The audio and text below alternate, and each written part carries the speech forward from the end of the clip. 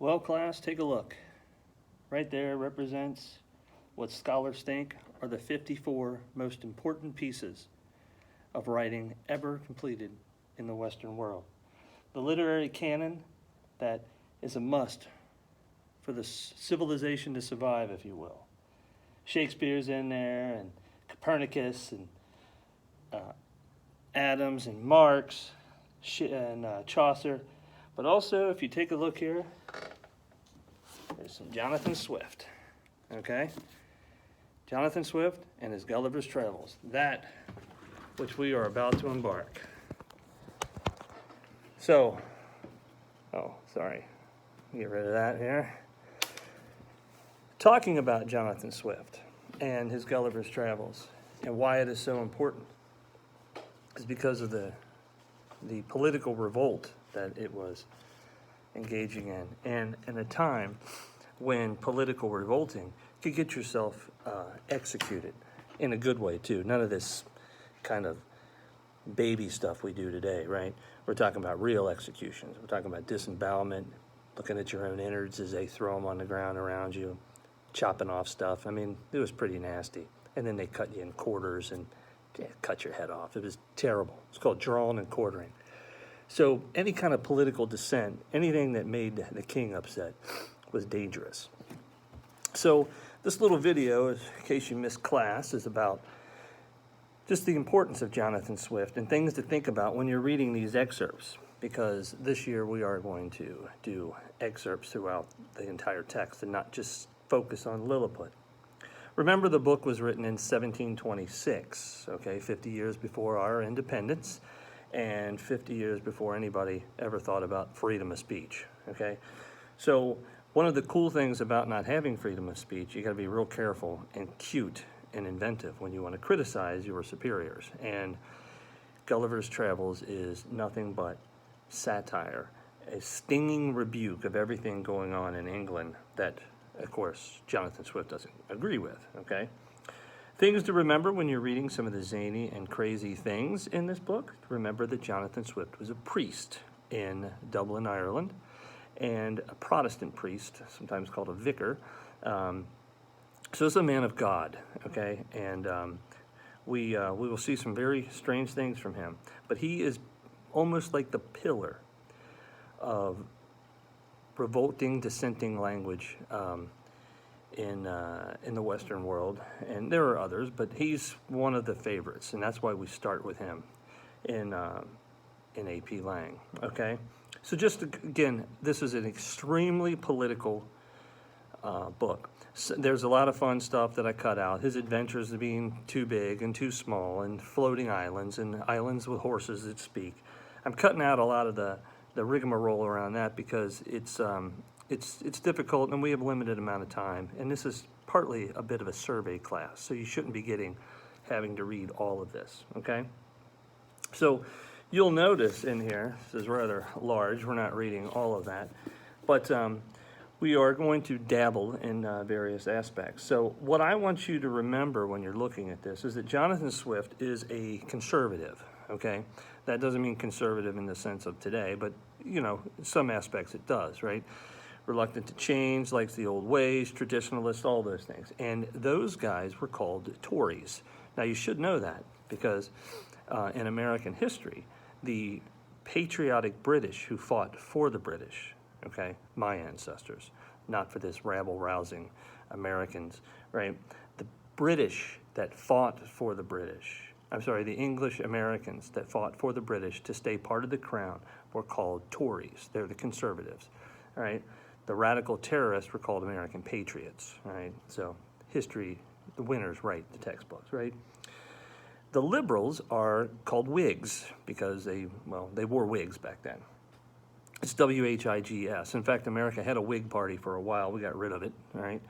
But just know that Swift is on the conservative side, traditionalist side, and he is attacking things that he feels that are out of the norm.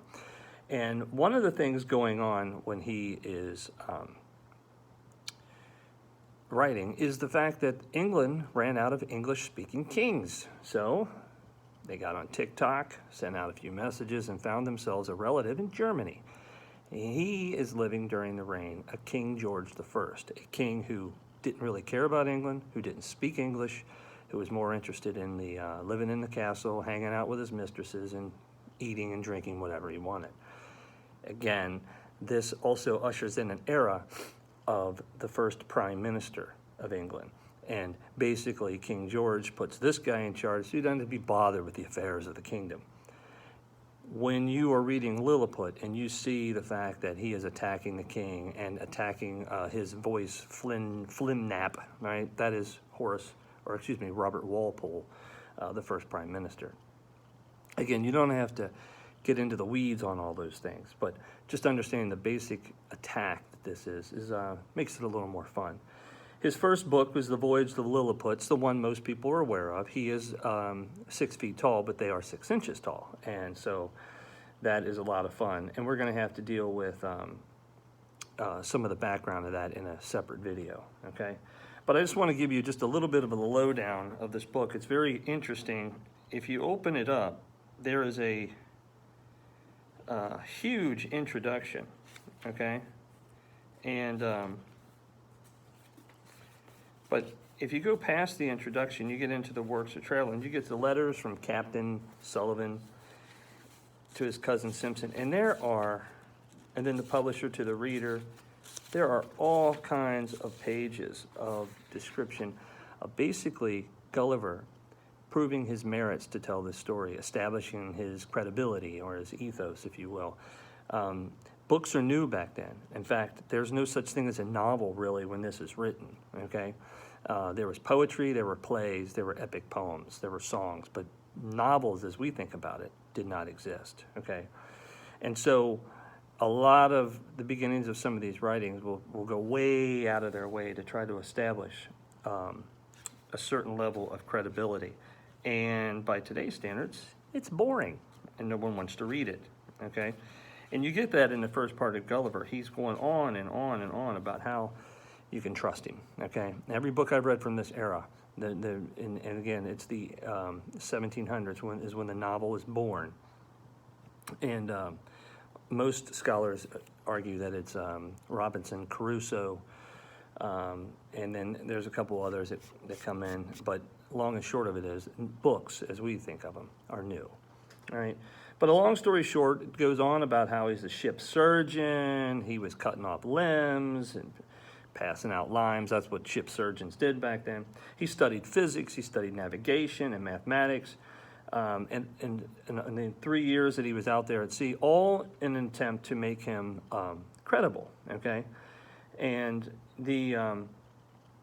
he's trying to show you that he is of the sea and knows what he's doing. So when he lands in these very fantastic places, okay, with floating islands, talking horses, you can believe him because he gave us about 20 pages of background, all right? He goes to sea for 6 years. After he returns home, his business fails, and then he takes on another job on the Antelope, all right? This is all the stuff that we're skipping, okay? And in that, a storm hits, okay? And when that storm hits, on this small boat of 18 men, 12 die, 6 escape on a raft, Gulliver being one of them. Naturally, the boat capsizes, 5 disappear, and Gulliver washes up on shore, okay? If you've seen the Jack Black movie, which, by the way, is not accurate, he does land in Lilliput, and when he awakens, he is tied down to the beach, okay? And that is probably one of the most famous scenes of Gulliver. In fact, so famous that as a young kid, I had a Gulliver's Travels coloring book, and so that's where I got used to it. Didn't read it till college, though. And so when you're reading Lilliput and the pieces, and I'll have another video to get into that, because we'll read the most from this, but still not all of it. It's about 4 chapters, about 20 pages. Just know that Lilliput is England. So the fact that the people are little is him making fun of the English, and that they're not as important as they think they are. Now, we know this in history, that actually they were, because in the 1700s they began to expand across the globe. In the 1800s, they ruled the earth. So they are kind of important, all right? We're not talking about like Iceland here or Sweden, okay? Or Finland and Denmark. We're talking about England. But again, he is very critical of it. And that's why when you see these little Lilliputians talking about how important they are, that's him criticizing his own country. Right across the channel, which is something like 400 or 600 yards across the channel, which to them they have to take by sea, is the island of Blefuscu, which is France. And England and France duked it out for 1,000 years, if not more. And so they're constantly fighting. And when Gulliver is written by Jonathan Swift, England is Protestant because of Henry VIII, and France is still Catholic, okay? And back in these days, in the 1600s and the 1700s, it was in vogue to kill one another because of not being Catholic or not being Protestant. We don't see that today anymore in the Western world, but we do see it sometimes in the Middle East with the fight between Shiites and Sunnis, okay?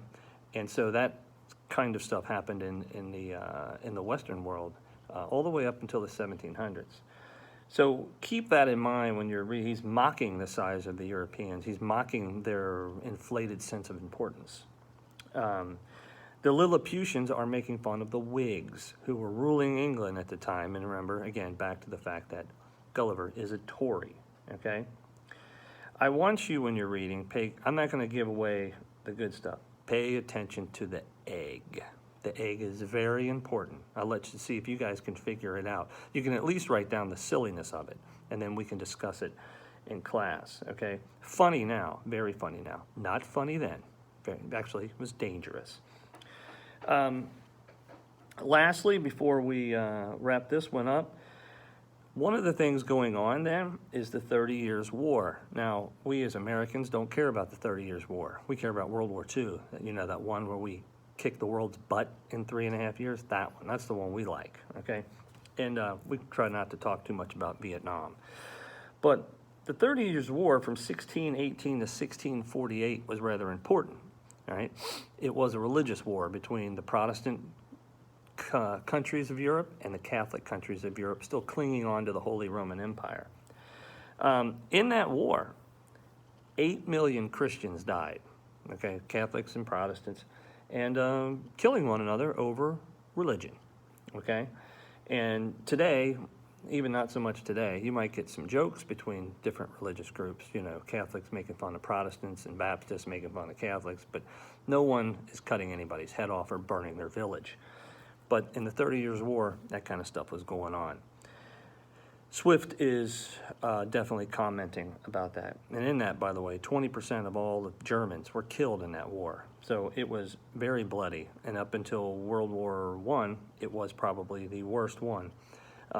Again, we don't pay any attention to it because once the Europeans, and namely the English, land at Jamestown, we quit paying attention to what's going on in Europe.